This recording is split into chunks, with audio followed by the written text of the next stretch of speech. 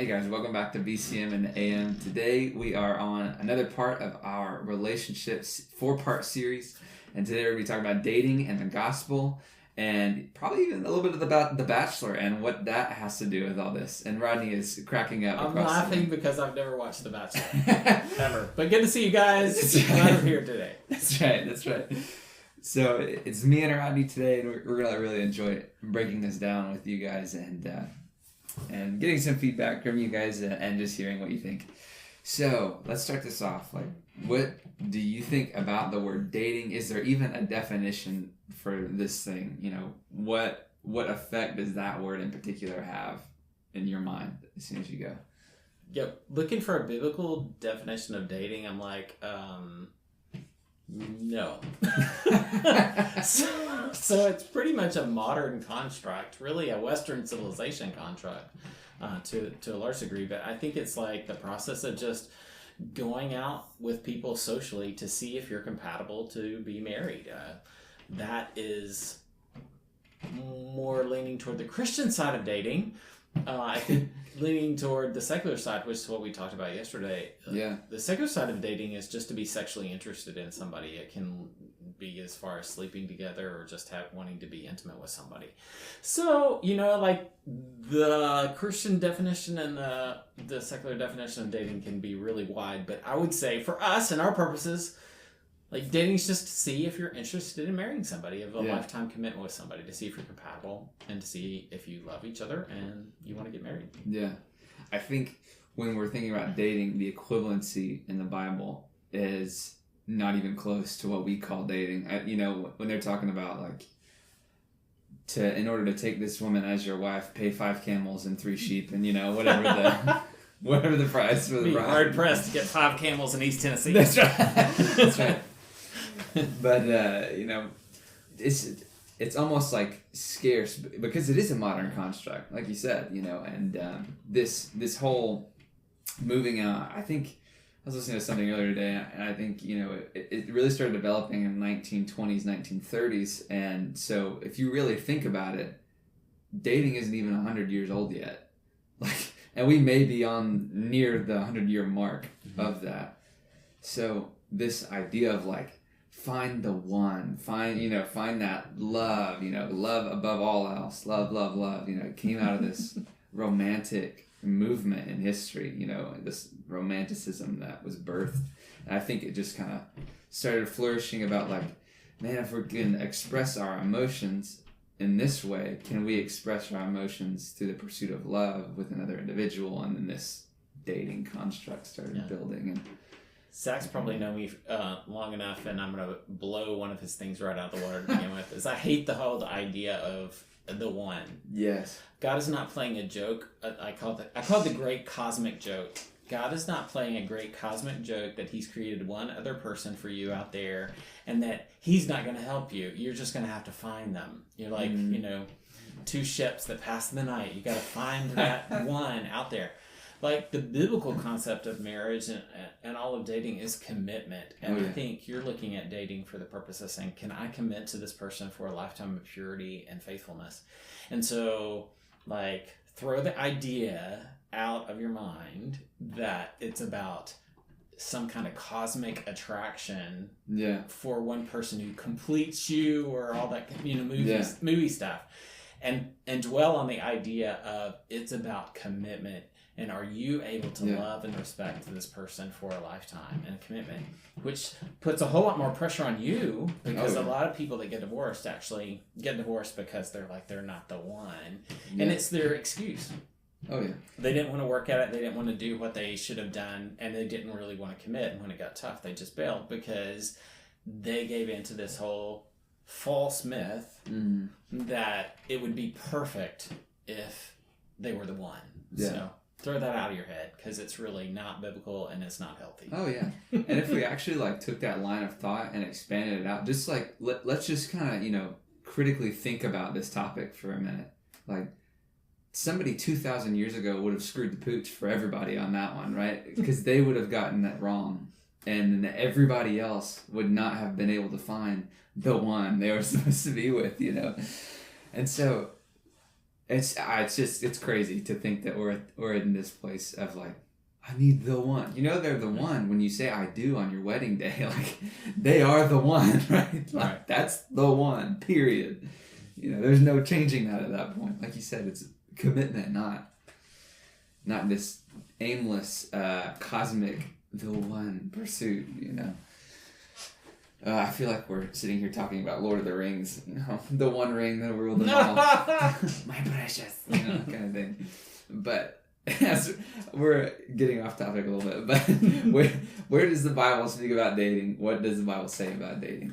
Yeah, the Bible never mentions dating and gives zero actually examples of dating. The Bible does use things like betrothal, so we see that several times in the Bible, but specifically we think about Mary and Joseph. We just came off Christmas, so Joseph was betrothed to Mary, which means basically they were in an engagement period of going to get married, and this was just a period of they got to know each other and learned to work together and do all that kind of stuff before the actual event happened, before the marriage actually happened. And that was kind of normal in that time because usually your marriages were done by your parents. So your parents would talk to somebody else's parents and then they would agree if you guys were compatible.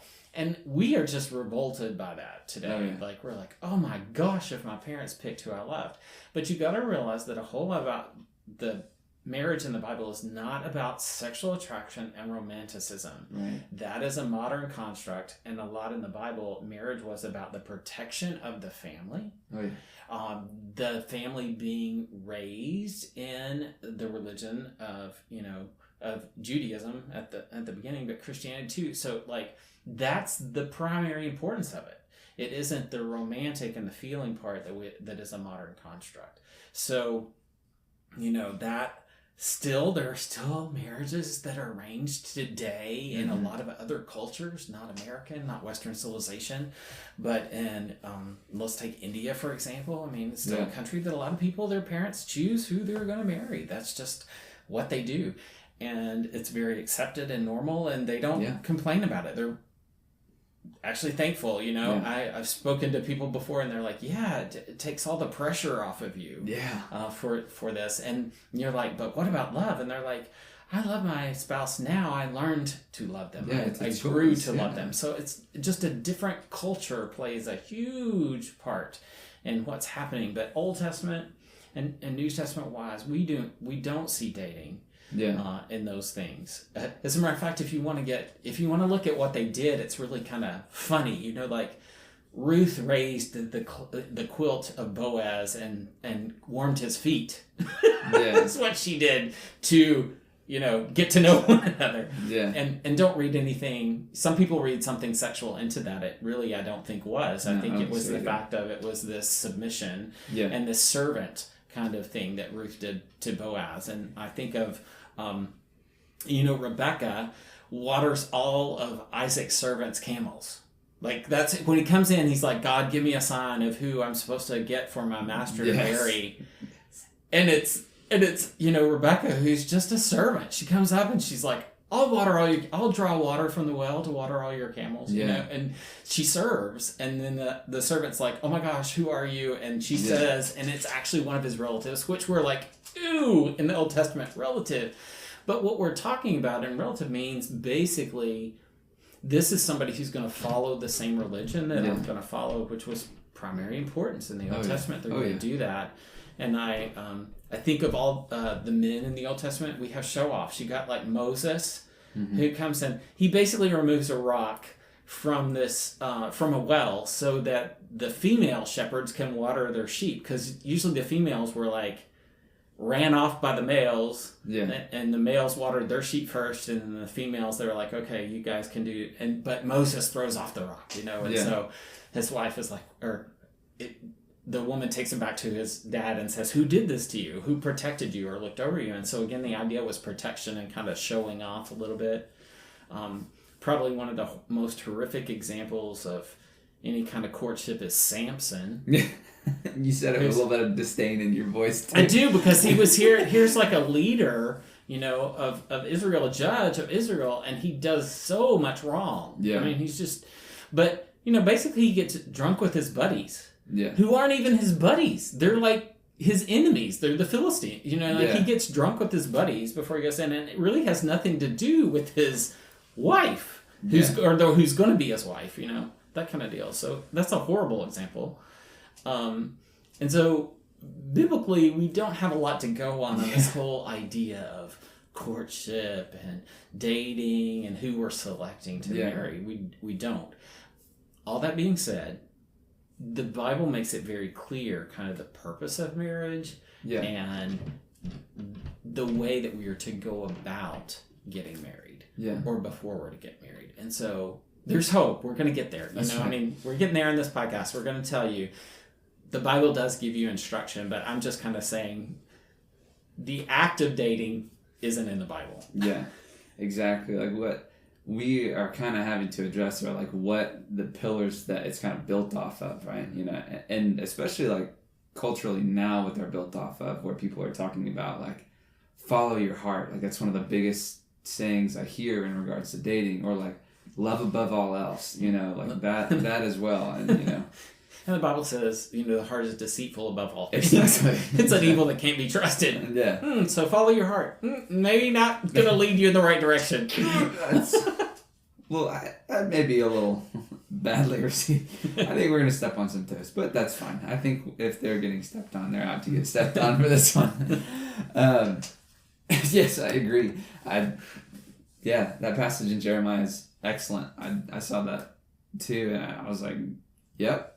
That's on the money. Like that's exactly like what we need to be addressing and what we need to be thinking about in terms of this, and just those two things. And even like I'm gonna like the idea of like falling in love. Like I can't choose who I fall in love with. Mm-hmm. It just happens to me, right? It being a happenstance thing. And I think, you know, as we talk about each of these three different aspects, you know, there are scripture that attacks every single one of those in a unique way. And like we already said, the one about the heart being deceitful above all things, that's in Jeremiah 17:9. You know, we talked about how you have to guard your heart because that is very important. So you don't just willy-nilly throw your affections around and get hurt. That's in Proverbs, right? In 4:23. I think I said that right. Yeah, 4:23 says above all else, like before you do anything else, guard your heart. You can be led away by it, kind of thing. And then, like we said before, that falling in love with whomever. It's that 2 Corinthians passage that everybody loves to quote and be spiteful about, that don't be unequally yoked. And everybody's like, but maybe I can change them. You know, maybe I can do that. You know, and so we'll get to that too. But what else? What are other examples of like good examples and bad examples of love in the Bible do we see? Well, as Christians, I mean, we're really interested in the New Testament and talking about that. And That's right. Zach and I briefly talked before we started the podcast. There's really only 3 couples that you're kind of seeing in the Bible very much at all in the New Testament. You got the story of Mary and Joseph, which is very brief. I mean, it gets a lot of publicity because it's Christmas. That's right. You got Mary and Joseph. You have Peter, whose wife is not even mentioned, right? But we know that he was married, so that's an example of, hey, here's a disciple, here's an apostle, you know, who's married. And then Paul makes reference often to his good friends and co-workers in the gospel, Priscilla and Aquila. Right. So these are the couples that we really kind of see as couples in the Bible, and it seems that all of them, with the exception of Mary and Joseph, were married kind of. We don't know anything about dating or anything. They're just married. Right. So, like, looking at those are not a good example, but I think you also can see from the Bible what is important. And this is what I'd say is important, and this applies very much to dating. The premier importance of the New Testament wasn't dating. Yeah. The premier importance of the New Testament was the spread of the gospel. And all these couples that we just mentioned that you see, the primary importance is the relationship with God. God is first and primary, and of most importance in the spread of the gospel is that. And marriage is secondary. We don't like to hear that today. Yeah. Because we think that we're so self-absorbed. We think it's all about us.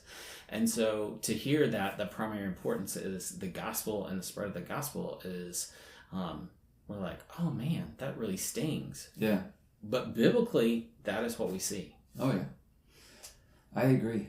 I think, especially in the New Testament where it's talking about that in particular, all those different examples of people, and I think we can even look at the examples of, good love, which is where we see the examples of wedding and marriage all across the Old Testament and New Testament imagery of like this courtship that God has with his people of like, I will protect you, I will bring you out of Egypt, right? This, like, I will provide for you, I will lead you out, he's giving a beautiful example of what men should be in relationship to women in that, and we could talk a little bit about that Ephesians passage where it's talking about men and women and their roles in marriage, that you could even apply when you're talking about dating to some extent. Yeah. But I think it's really important that we think about it in that terms. Like it's portrayed as Jesus is the bridegroom, the church is the bride, and he is constantly pursuing after her. He's constantly going after her and being like, I love you, let me help you. I love you, I'm going to protect you. I love you, please throw these other things off, and we can be more together than and we see those commitments in the marriage relationship, and biblically, those are marriages. We don't have any examples of that kind of taking place beforehand. Right. However, I will say there's a gentleness about Joseph and Mary. Mary's caught in a really hard situation at Christmas. We talk about this as she wasn't married and she's pregnant. Yeah. Which, she could have been stoned. She could have been killed. But Joseph showed that air of wanting to protect her. And it actually says he wanted to protect her, so he was going to divorce her quietly. Mm-hmm. Hopefully, so she wouldn't be killed, I think is part of the thought behind that. Yeah. Is so that she wouldn't be killed, and then he was going to move on is kind of what it was. But he had that concern and that kind of godly love that you were talking about to protect her. Luckily, well, not luckily, that's not God at all. Providentially, God sends the angel, and the angel tells Joseph, hey, it's okay. And Joseph, believes, and Joseph's a part of this story then. But you do see that protecting instinct that is a part of that caring instinct. And the Bible's pretty clear about, in the New Testament, it's pretty clear about, like, if you can remain single, remain single. That's kind of what Paul says. Like, the gospel's more important. If you can remain single, the Lord's going to come back soon.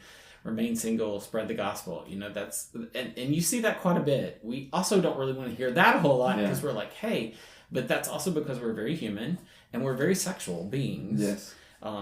Hypersexual in Western civilization, America, all that kind of stuff. We're super hypersexual.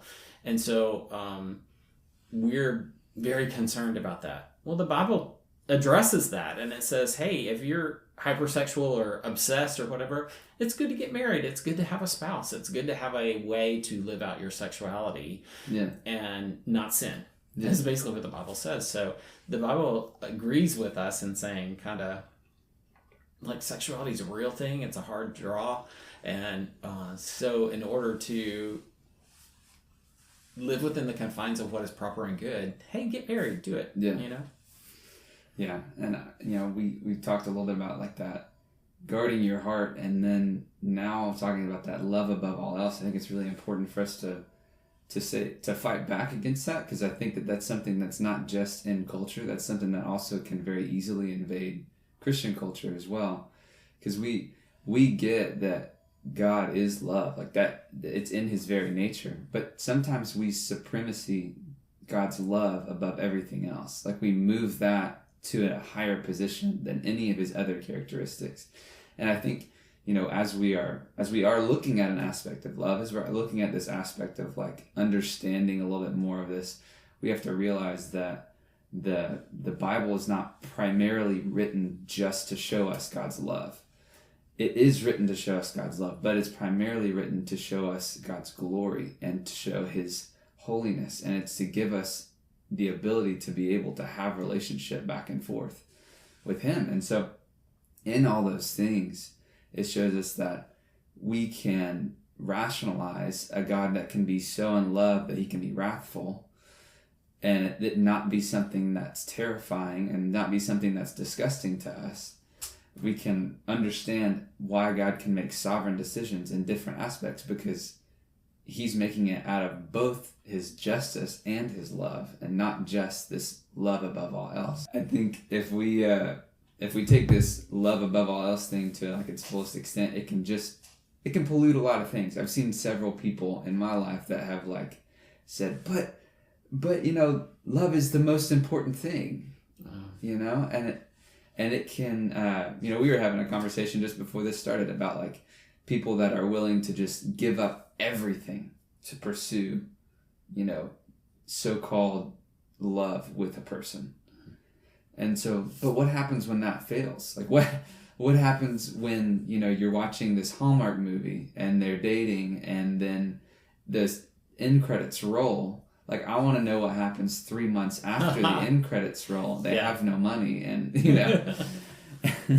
and they break up because, that's how it happens.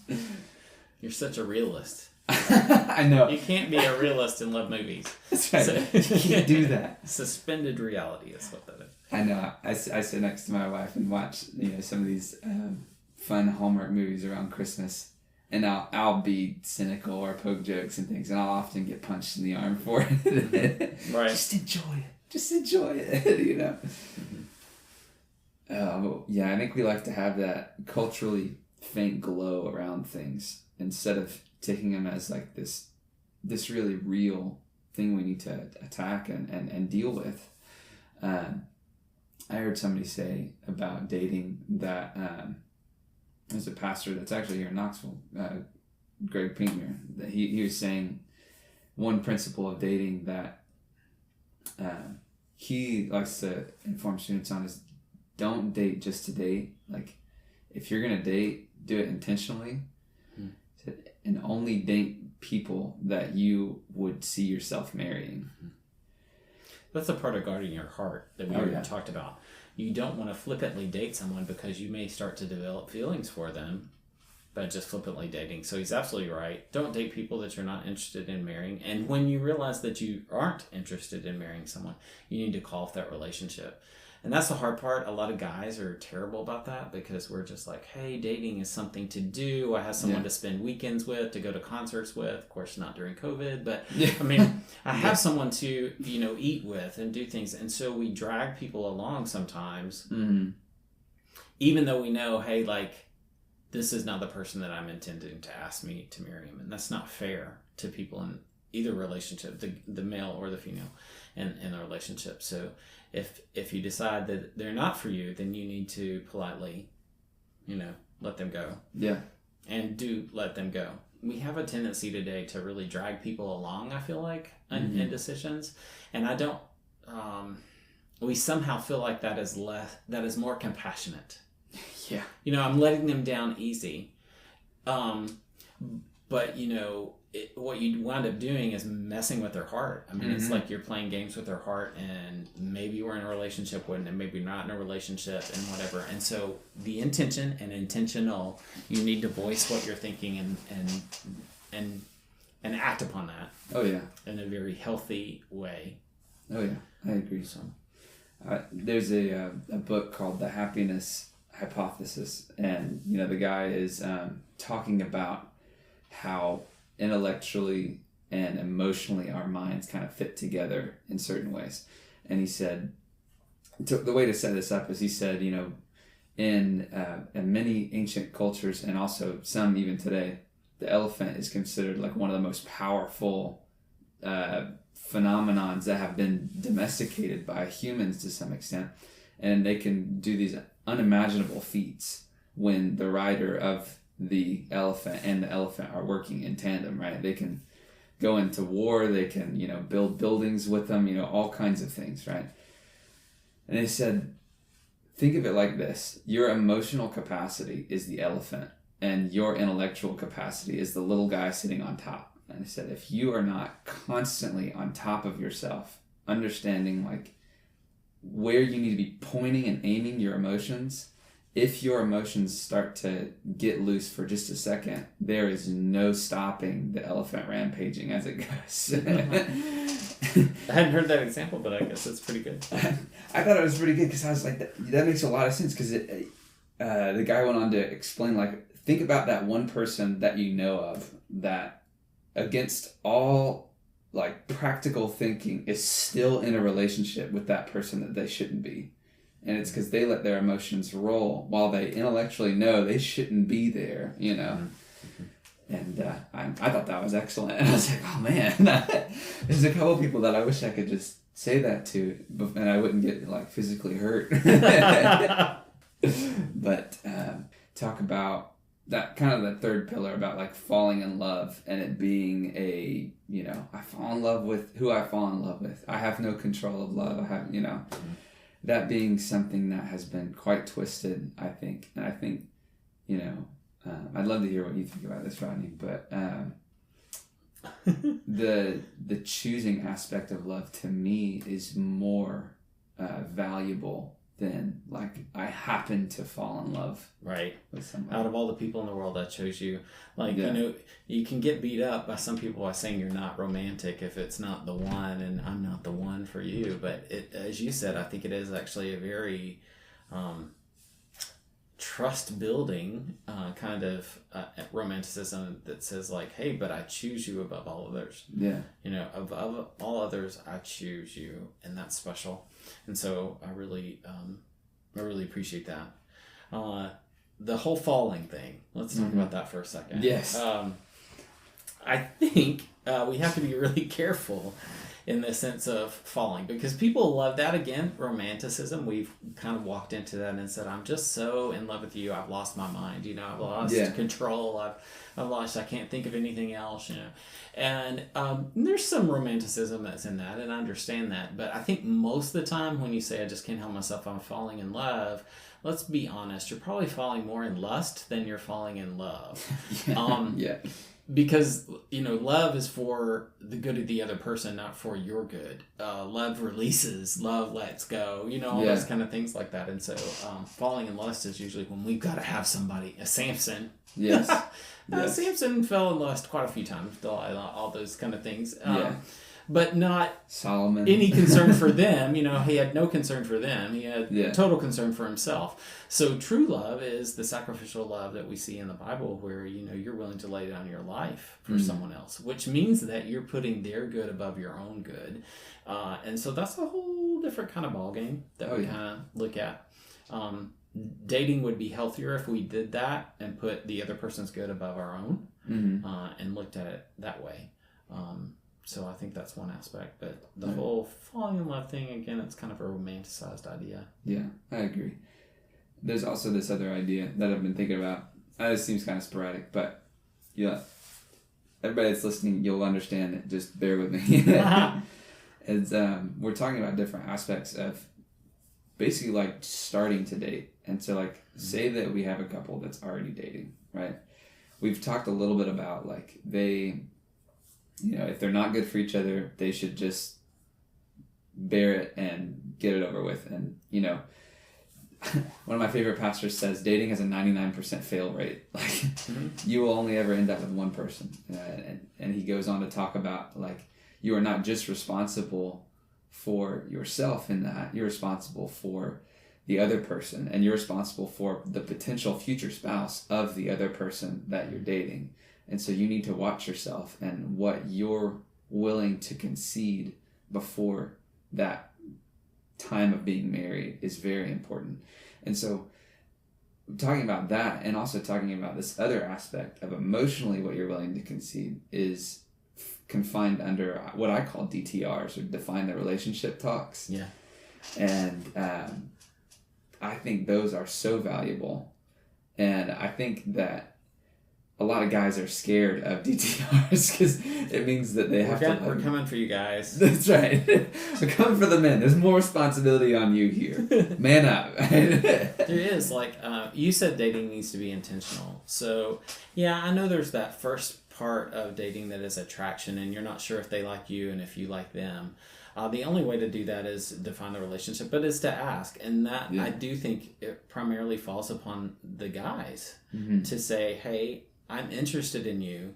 Would you like to go on a date? That, in my generation and my parents' generation, was not as hard as for I feel like this generation now is very intimidated by that idea. I speak with guys a lot who are super nervous about even going out or asking people out for the first time. And part of that is because the pressure in your culture is you go out one time and then everybody says you're dating. Oh, yeah. As in if it's an ongoing thing. And so I urge you guys, fight against that culture. Because one date does not mean that you are committed for a lifetime of marriage and dating and all that kind of stuff like that. One date can mean, hey, we went out, it was sweet. I'm really not interested in marrying you. Let's move on. You know, the next person. And you also need to completely, throw out the drama. Yeah. I mean, it is okay to, as a gentleman, ask a person out and then not ask out the person again. Again, if you lead them on or you play with their emotions and keep going with that, you're playing with someone's heart, and that's a game, and that's not what we do as Christians. We don't play games with people. We're honest with people. And so, one time doesn't mean that you've got to keep dating, and it also means that you don't need to, if it's not what you're interested in marrying, you don't need to keep going on because that's playing with someone's heart. Yeah. And so I just think we have to kind of watch that. We throw a lot of drama on relationships today, and what I see with couples is like one date and they suddenly think that they're like gonna get married, or this is like an engagement period or something. Oh man, do not put that kind of pressure on yourself. That is kind of ridiculous and a little bit cray-cray. I mean, it just is like over the top. So allow yourself to actually get to know somebody else, which is why group dates are kind of a good thing too. There's the pressure. There's not the pressure of the two of you. You have multiple people for the conversation. You get to see how they relate to other people. You get to do a lot of things like that. And I think we have got, in this generation in particular, there's a little bit of over-the-top pressure and drama that goes into just asking somebody out. I agree.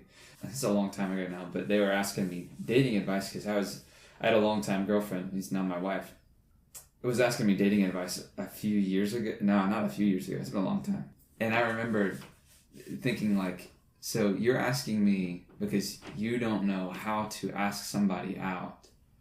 You literally just ask me the question that you need to go ask her. Like, just take this conversation and go transpose it over there, kind of thing. And I remember telling him, like, coffee and ice cream are the great equalizers. Like, everybody either loves coffee or they love ice cream. One of the two. Find out which one through small talk and pick one, And again, guys, we're kind of coming for you. In this culture, we're hangout culture. Oh, yeah.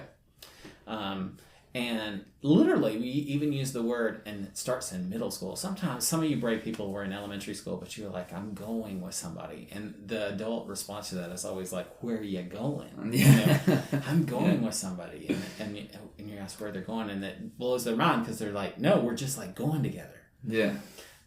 Steady would be something they would use in the we're a steady couple in the 50s or something like that. Well, this is the deal, guys. If you're going to ask somebody out, ask them to do something. That's the appropriate thing for dating. It's like, let's go get coffee. Yeah. Let's go get ice cream. Let's go see a movie. Let's get dinner. Yeah. And I know those things cost money. I know that. But I think that's also a part of the commitment to say, hey, you're valuable enough for me to invest a little bit to see where this relationship is going.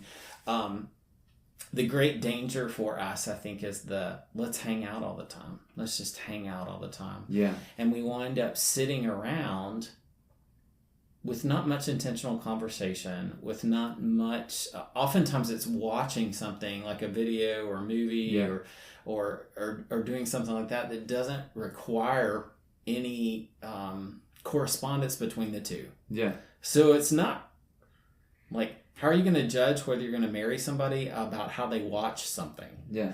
That's probably not a good way to get to know somebody. That's right. Is how they watch something. What you want to have a conversation. Yeah. The goal of going out is conversation. Oh, yeah. And I also tease this generation because I know somebody, and I'm picking on the girls a little bit in this, because girls are more intentional sometimes. And the date becomes an interview. It's like these grilling of questions of like, do you want kids? Do you want kids? Do you want to do this? Do you want to do that? Do you want to live in a house in the country? Do you want to have a picket fence? Do you want to have a dog? You know, like it becomes this interview. And I'm like, whoa. We're totally not ready for the interview on the first few dates or anything like that. Yeah. Let's just get to know the person's personality. Yeah. And I would say biblically, let's get to know this person's love for God. Yeah. Let's get to know how passionate this person is for God, how this person wants to serve God, how this person is living out, not just what they say, but how is this person living this out? Those are good things to find out in those first initial dates, is to see like, hey, does this person love God? Yeah. There was something you said in the marriage podcast the other day when we were recording, because these are out of order when we're recording them, just so you know. But it was, and I want you to repeat it for this one, but you were talking about chasing after, like running hard after God. Yeah. Tommy Nielsen in his Song of Songs or Song of Solomon Bible study talks about, you know, our goal, our chief end is to follow after Christ. And so he says, run as hard as you can toward Christ. Follow Christ as hard as you can. If you desire to be married, glance beside you to see who are the runners who are keeping pace with you. That's so good. And those are people that you could have potential dating relationships with, or could be a potential spouse, because they're chasing after Christ like you are. That's their primary importance. Yeah. They're keeping the same pace that you're keeping in their devotion and discipleship and, you know, evangelism practices and all that stuff. They're keeping the same pace as you. And therefore, you're most compatible with those people. Yeah. Man, that's so good. I love that. Because I think it takes so much pressure off when we start viewing it that way. Because we're like, oh my gosh, where am I? I've got to be so careful. I've got to be cautious where I look. I've got to be cautious what I think, you know. And a lot of this is like, you know, we're talking about being intentional. And I think lack of intentionality leaves room for the breeding ground of sinfulness and the desires to kind of run amok in areas they don't need to be. And I would say, like, hey, if you're looking at biblical dating, I think you can almost sum it up into one thing. And this is really old school biblical, but in the dating process and in your working toward a marriage relationship, your goal is to maintain your purity so that you're ready for whoever is your spouse. Yeah. And that in our culture today is so hard, because that is not how the world dates. That's almost offensive to this culture today. It can be, but I mean, that's really what you see in the Bible. Like, what were they concerned about biblically? Yeah. Honestly, they were concerned if they were a virgin still. They were concerned if, they were pure. Yeah. Those were of primary importances as they're going into a relationship. Now, we make mistakes. So I don't want to say to you who are out there and you're dating and you've made a mistake that, like, you can't date anymore and you're damaged goods. That's not true. I mean, God heals, God forgives, God goes all through that. It does mean you may have a little baggage that you have to work through. Yeah. You know, and part of the reason why the Bible is so strict about purity is because we're eliminating the baggage that will make it harder as we go forward. And so if you have baggage, you have to repent of that, and you have to really say God can heal you from that, and then you have to move forward in purity. And Jesus does that in the New Testament when he talks to people. He's like, go and sin no more. Like, you're forgiven. Your sins are forgiven. Go and sin no more. And so we can do that in relationships, and it doesn't mean that you have to be like, oh, well, I'm damaged goods and I can't be in a relationship, or worse, and girls, this is for you, or worse, you say you don't deserve a guy who's pure because you're not. And that's not true. That's Satan really just telling you a lie. That's right. Because there is a man out there, you know, who forgives too, and who is willing to accept you and who's willing to love you and do the whole thing like Christ loves the church. And so, like, you know, all that to say, purity's kind of your goal. If you've made mistakes, ask for repentance, you know, ask for forgiveness, and move forward, and don't sell yourself short and act like it's over for you. Yeah.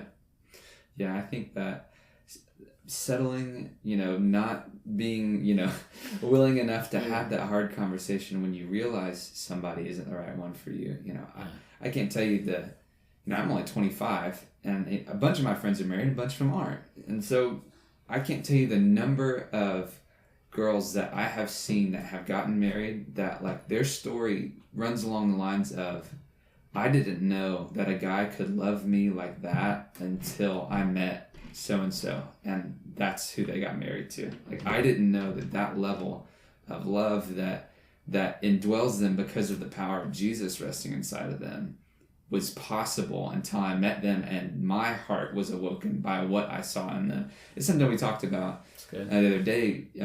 Rodney mentioned this Jesus glow, like we like to say it. You know, we come across people in all kinds of walks, but I'll let you talk about it. Well, I just think a lot of times if you're a Christian and you're a believer and you're looking for that spouse who really does follow after Christ, when you see somebody who's serving God, who loves God and all that kind of stuff like that, there's an attractiveness that's in that. It's not a sexual attraction, it's a Jesus glow. It's like they are looking like Jesus to me, and I find that very attractive. And so I think that's super important. I want to go back to a word you said, which I think is so important. You said the word settle. Christian believers, you guys do not have to settle. Yeah. You know, I mean, you don't. Right. I think, especially as you get older, you guys are mostly in college right now, but as you get older, a lot of people are like, hey, my choices of getting married are less and less, and I just got to find somebody. The herd's thinning. The herd's thinning. We're under stress. You know, I was older when I got married, but there's a lot of stress that goes into that, and you think, hey, I'm just going to have to, give up some things in order to get married. Yeah. Two things about that. Number one, we never settle for second best. We never settle for less than a godly person. Yeah. Okay? Just don't. It is better for you to remain single than it is for you to wind up with an ungodly person who's going to create torture in your life that you just don't need. Okay? So we don't do that. The other thing that I want to say is that, like, when you pray, your prayer life is so important when it comes to your spouse. Yes. And when you pray, like, I don't know that you want to have the grocery list of things like he's got to be this way or she's got to be this way and blah, blah, blah. That's not what I'm talking about, the grocery list. But what we're praying is we're praying for God to lead you to a godly person who has these attributes that you are desiring, that your soul desires. And don't give up on that, because that's really what I did. And that's really what God did, I mean, I prayed basically the prayer, like, God, the Bible tells me that you'll give me the desires of my heart. Yeah. If I'm asking in a pure way and I'm asking for godly things. And so praying that prayer, God answered that prayer. It took a while for that to happen, but God answered that prayer. Yeah. And so I just encourage you not to settle for something or everything. The other part of that is, like, lower expectations. We joke about that. Lower your expectations. Yeah. A lot of our lower expectations really have to do with the lust of the eyes. I mean, it's just it. Or we're like, hey, I want somebody who's a babe, or hey, I got to have this really cool guy. I mean, like, and we're putting all our, we're thinking we don't want to settle sexually. We're thinking I don't want to settle physically. Yeah. And I just have to tell you, that is not first on God's list. Yeah. Now, should you marry somebody that you're not physically attracted to? I say no. You should be physically attracted to your spouse. But I think you also need to have a realistic expectation that their inner beauty is far more important than their exterior beauty, because whatever their exterior beauty is will change. If you stay married 60 years, their exterior beauty will change. Yeah. But you have got to find somebody who really is beautiful inside, who is a godly person inside. And you will find that you will grow attracted to that. If you're really seeking after God, you'll grow attracted to that. Yeah. And that's where a lot of times I think, we're like, I don't want to just settle. What you're usually saying is, hey, I really want to lust after somebody. I really want my eyes to be satisfied physically. And I'm not looking for godly attributes. I'm looking for the physical ones. Yeah. And that's youthfulness. That's immaturity. I mean, it really is. That's immaturity in youth. Yeah, I think it's saying, I want to put what I want higher than what God wants. And I want that order to work for me. Mm-hmm. And in reality, if we would go the other way with it, it will probably work out better than if we had wanted it the way that we. And let's be honest, this is why biblically and otherwise the parents made the decisions and the children didn't. Yeah. And biblically, it's like, hey, like, we know that you're caught up in the eyes and what everything looks like. And so we're going to make a choice for you as somebody who's actually going to be compatible to, for you. Yeah. And then usually that would work out, I mean, of course there was tremendous family pressure, right? Which is a whole different ballgame. It's a whole different ballgame. So maybe we could talk about that a little bit in dating too. Because in dating, you usually just see the person. You don't see their whole family. That's right. There is the big deal. Oh, when we meet the parents, right? Oh, no. That's when it is so serious that we're like, oh, crud. Now I have to start considering this person as somebody I would marry. If I'm going to meet their parents, like, I think culturally that's the signifier is like, oh, crud, it just got real. We're not messing around anymore. It's super scary. But this is a deal. Like, if you look at parents, you see a lot of who your future spouse is going to be, which probably should send, shudders through your spine. In a good way, though. Because it gives you a realistic picture of, like, hey, this person that you're dating is pretty much going to turn into be like these two people that you're seeing, here. Or maybe, if it's a split family, these 4 people that you're seeing, or whatever. And so you have to meet the family. I think that's important. And you also have to have realistic expectations that you marry into a family. You don't just marry a person. Oh, yeah. And so in your dating life, I think it's pretty good. Not that you're going to go on double dates with your, date's parents, but I think it's pretty good that you spend some quality time with those people till you can really see who they are. And you can see how they interact and how they talk and how they work. Because you marry a family, your spouse is going to turn into a lot like their parents. The apple doesn't fall far from the tree. Yeah. And so I think you need to go into that with your eyes wide open. I totally agree. I think that aspect of family was so important. When Krista and I were dating, because even before I was allowed to date her, I had to go ask her dad if I could date her. And so that was the first time really meeting her parents, and it was over this like very serious like conversation. I'm sweating. I've already gone through a shirt at that point, kind of thing. But it created this birthing ground because it was like our first interaction was me explaining the things I saw in Kristen that I enjoyed, and him saying, "I see those things too in her. Like, I love that you can see in my daughter some amazing qualities," and so it gave us a really good start and foundation to leap off of, rather than it being like this awkward, hey, I've never met you before, kind of thing, which it was awkward to some extent, but at the same time, it was really good. It was really good, and, we talk about it all the time. We talk about that conversation and the conversation when I asked him if I could marry her, that one as well. And what you're talking about a little bit, Zach, is formalness in dating too. People deal with formalities in different ways.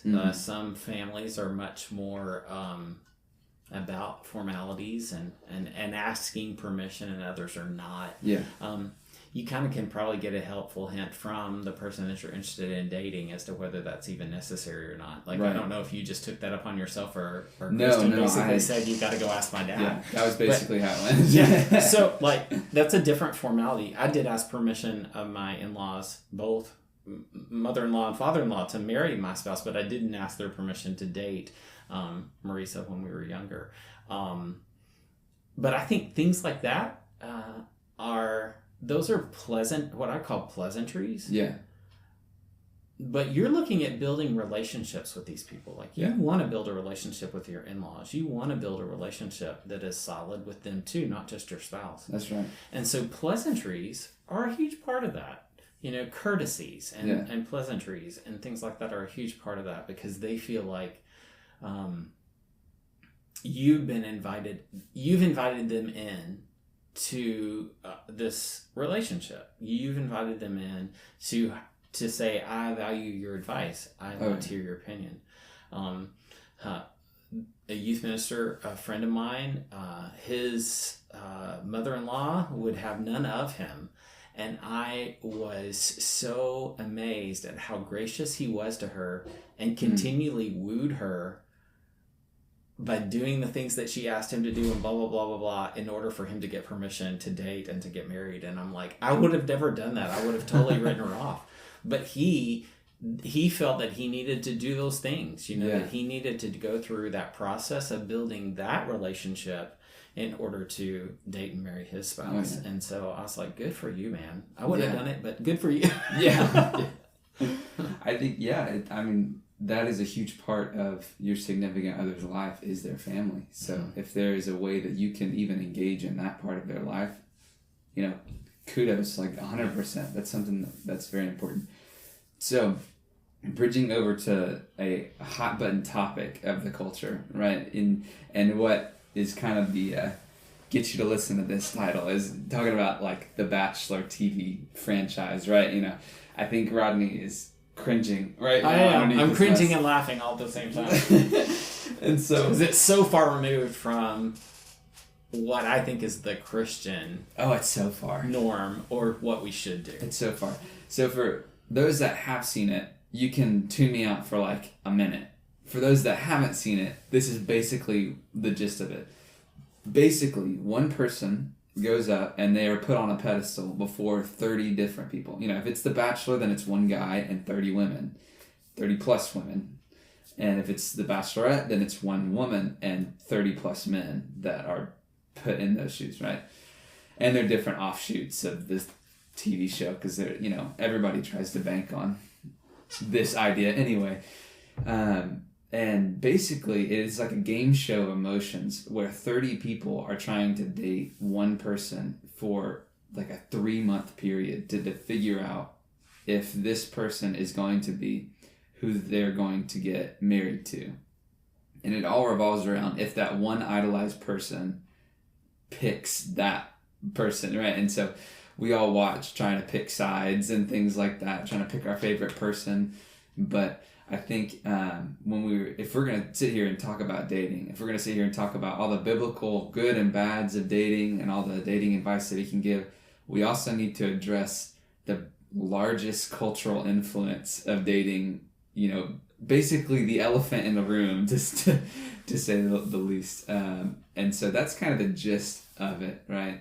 And I thought it was particularly important because, just recently in the Bachelor franchise, they have this new Bachelor come up and he's talking about prayer as soon as he starts in, but he's also letting them shoot multiple scenes like where he's shirtless in the shower and, and parading those all across every single episode so far. So it's kind of like, okay, where do we really stand in this idea of it all? Is it okay for a believer to put themselves in that position? How do we understand all these different pieces of it?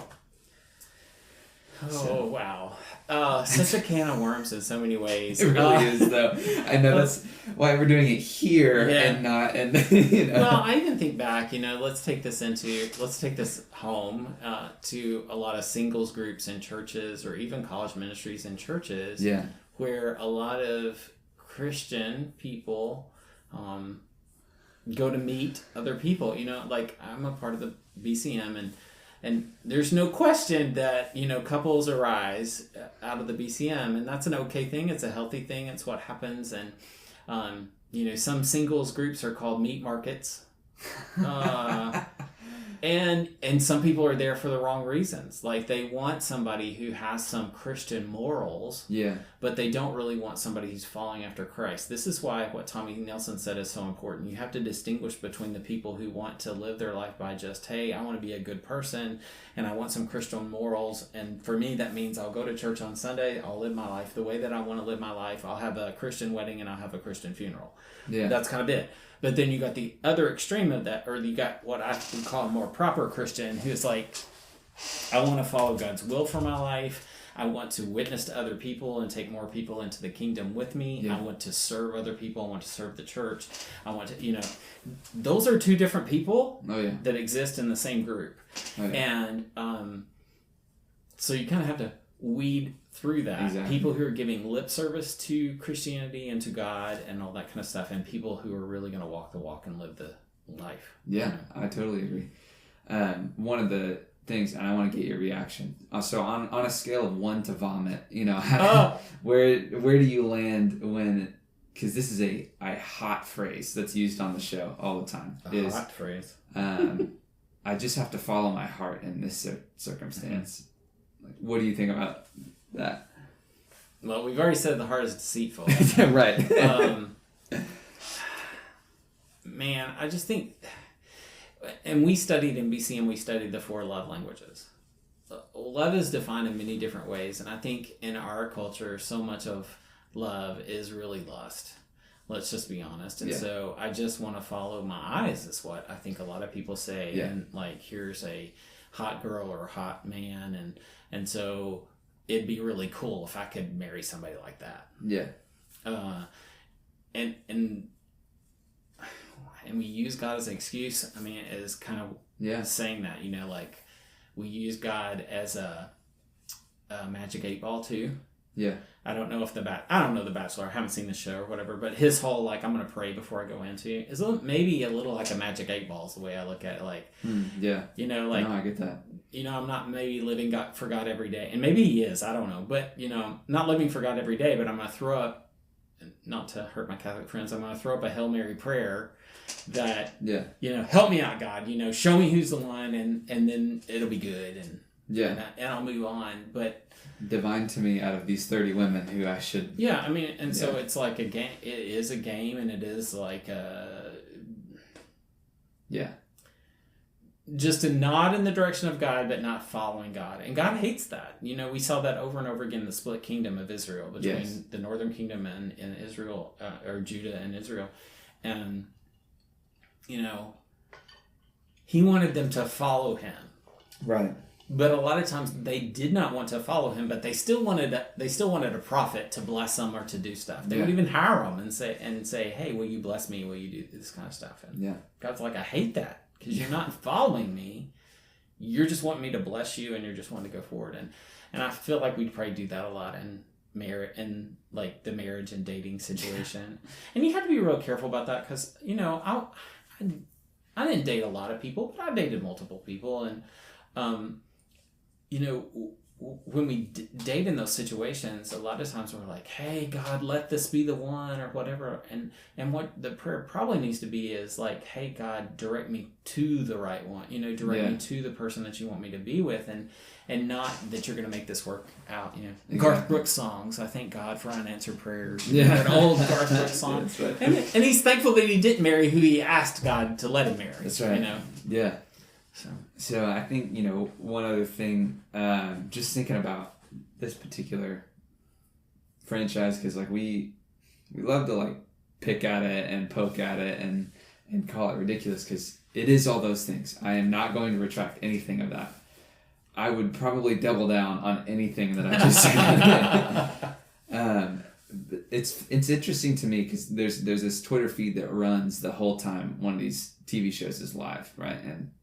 And people are all the time trying to be engaging and funny and like, let's get the most likes because we teased this, or because we liked this, or we said something that was good because of this. And they're watching the show, commenting on what's going on. It's basically like a live stream commenting section. And I enjoy watching that, because I like seeing people's reactions to what is going on screen. Like, are other people thinking what I'm thinking about what just happened, kind of thing. And so my wife will be watching it, laughing at whatever's going on screen, and I'm laughing at whatever's going on Twitter, and I'm sitting there watching it, and it's profound to me when it explodes, because there are certain times during an episode when it explodes. And when I say that, I mean like the feed just keeps rolling very quickly and new things keep coming out. And it's when somebody is heinously awful to somebody else, and then when somebody actually shows an aspect of what a godly love looks like. Those two times are when the audience is pricked, to say the least. And it's interesting to me, because I think the first one is like justice. We need justice. Somebody do something.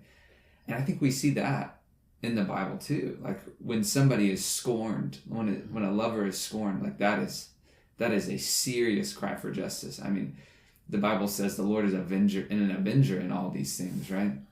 And in the second one, we see this cry of like, that I want that, whatever that is, because we have no idea what we're actually calling love anymore in the culture.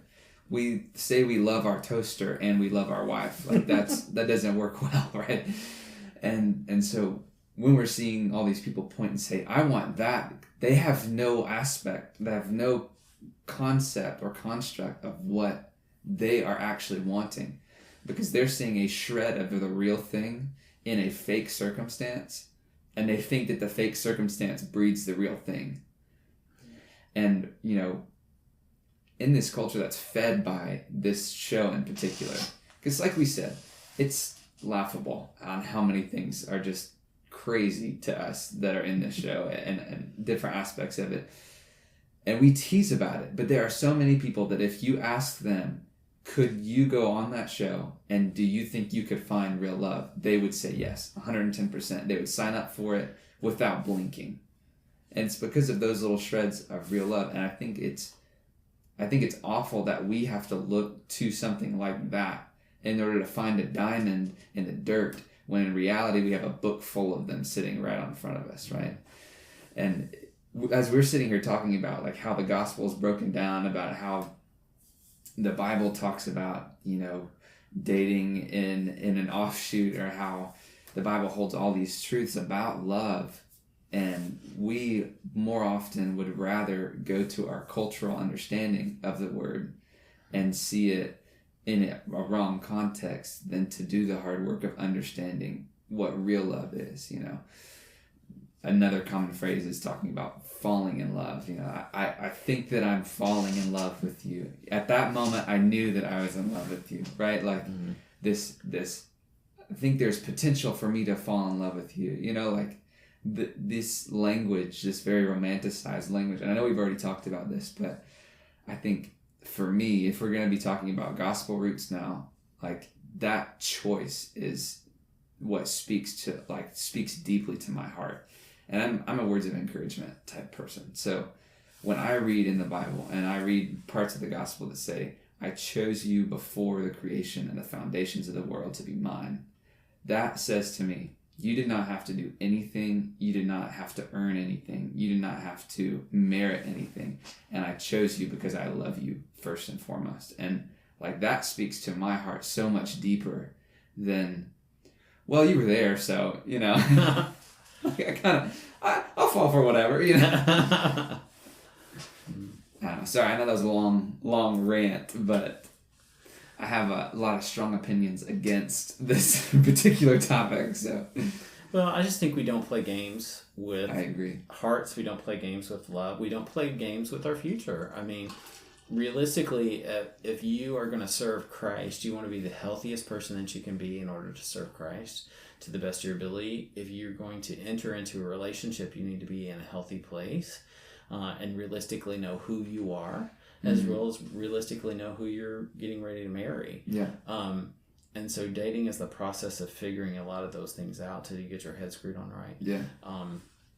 And we just don't play games with it. And that's not to say, like, I have gotten on a few people because I feel like their date life is so serious. Yeah. You need to have fun. Because a huge part of a marriage relationship, and I don't know if we said this, when we were filming the one about marriage, but a huge part of a marriage relationship is friendship. Mm-hmm. It's not about the sex part of things. It's about how much you enjoy one another, each other's company, right, laughing together, playing together, doing jobs together, it's like so much of that friendship is a part of what it is. And if you are looking at some, and that's why I kind of laugh at, like, even the show, The Bachelor, or whatever, like that. Like, is that really friendship? Like, you're competing with 30 other people for this person's attention, and do you even know them? Like you said, it's 3 months, I think you said. Yes. Like, do you even really know who they are in 3 months? Like, I personally don't believe you can know a person in 3 months. Yeah. Especially like sporadically like that. But I think a great way to start out dating is, do you enjoy this person's company? do you love being around this person? Do you enjoy, talking with them? Can you talk endless hours with them? Can you talk about hard stuff with them? Yeah. Can you, that friendship is a key factor to me in a lot of ways of looking like that. If you're not enjoying a dating relationship, or you take it so seriously, and I hate to say this, but this is picking on the girls a little bit. Sometimes girls just idolize. I want to be married. I want to have kids. I want, all this stuff, and we idolize that so much, and they're putting so much pressure on themselves to find somebody because they've got this hallmark vision in their mind, maybe of what they want. And that pressure causes them to just freak out, sabotage relationships, not be themselves, get into eating disorders. I mean, like, the list is endless of problems that you can come into when you put that kind of pressure upon yourself. And I would say relax. Pray first and foremost, above all things. Pray, because God is the one who's going to help you in this situation. And he's the one you can trust in this situation. Relax. Be yourself. And God will bring it about in his time if it is what he desires for you, and if it's what you're asking through, prayer with him. So I just encourage that for a whole lot of people. Like, relax. We're East Tennesseans. Like, there are a whole lot of people that feel pressure in East Tennessee to be married by the time they get out of college. Like, I need to know who my spouse is going to be so that I can get graduated and I can get married. Whoa. I mean, that's just so much pressure. It is. That you put on yourself. If that happens, great. But if that doesn't happen, you're not in trouble. I mean, you're not. It's going to be okay. Trust God. Pray. Move forward. Relax a little bit. And enjoy where you are in life too. Like, single people, enjoy where you are in life. Like, there are some great things that you can do for God while you're single. There's some great things that you can learn. There's some great things you can do in your studies and serving and volunteering and doing. There's great things that you can do during that time. Don't view it as a pass-through. Don't view it as a waste, or like, I'm in hold, I'm in the bullpen there and hold until my life starts. Oh, no. Christian, enjoy the moment that you're in right now with God. Walk every day in thankfulness, giving him glory for being alive and for how he's blessed you. I agree. And so to kind of wrap this all up, to kind of put a bow on it, we have talked about a few different verses, and one I want to really peg home is that above all else, guard your heart, for everything you do flows from it. That Proverbs verse 4:23. And that word for guard is translated from a place that talks about a prison guard. And to get you to understand this, a prison guard in ancient times, if they did not do their job, they died for it. And so it was of the utmost importance that whatever they were guarding stayed guarded until the proper time, right? Until the proper time, it was guarded. And so that's the attitude I think we should have in all these things. Yes, we need to be willing to relax. We need to be willing to enjoy ourselves and experience this, dating as a thing to explore if this person is going to be compatible with us in marriage. We need to be cautious of where we let our hearts run to with people, with just anybody. We need to firstly pray, and secondly we need to pray, and thirdly we should pray. And to kind of wrap this up, do you have any closing thoughts? I think in dating, it's like, just like I said, relax, be intentional, be truthful, both to yourself and to others. Treat everyone above reproach. If you date, and you treat each other above reproach, there's no shame in that relationship and being friends with each other after that, and not creating drama for the friends that are friends of both of you for not, there's just a lot that goes into that, and we forget that sometimes in the drama. They hurt me when they broke up with me because I really liked them or really loved them. Maybe they did hurt you, but at the same time, do you really want to be with them if they don't love you the way that Christ loves the church? No, we don't. So be thankful. Actually in that situation, go, okay, man, I dodged a bullet there. Let's move on to get to the person who's going to love me like Christ loves the church. And so I think,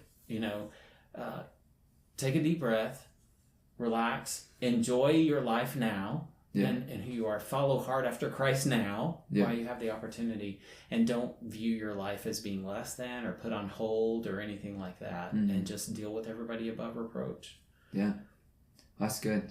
Well, guys, thank you so much for listening to this episode of BCM and the AM. We hope to catch you next time. Please don't be afraid to drop a like, a comment, and all the things you do on all the social media platforms that you already know about and I don't. So thank you guys so much. See you later.